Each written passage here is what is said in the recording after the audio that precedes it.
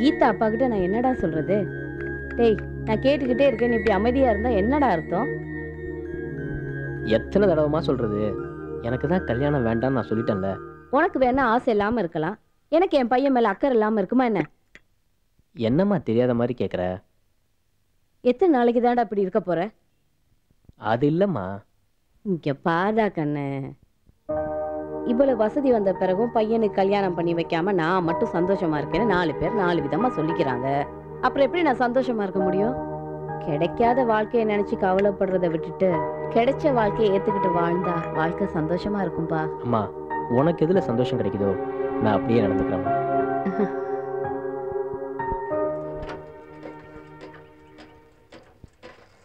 Sir paper.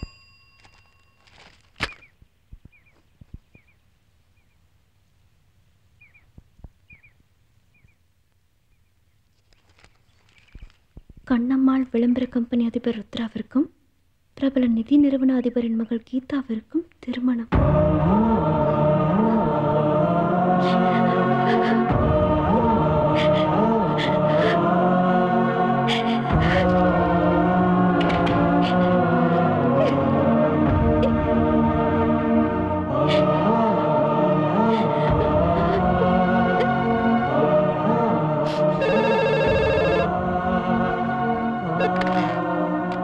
Hello, ஏ அப்பா, எப்படி இருக்கப்பா?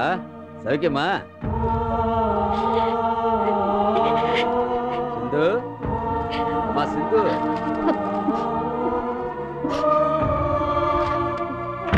மாடி, என்ன தாத்தா?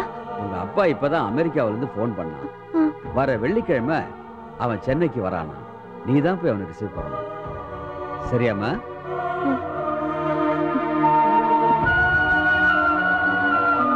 தாத்தா, சொல்லுமா. நான் இன்னைக்கு சென்னை கிளம்புறேன். என் ஃப்ரெண்டு சித்ரா வீட்டுல தங்கிட்டு அப்படியே அப்பாவை கூட்டிட்டு வந்துடுறேன். சரிம்மா.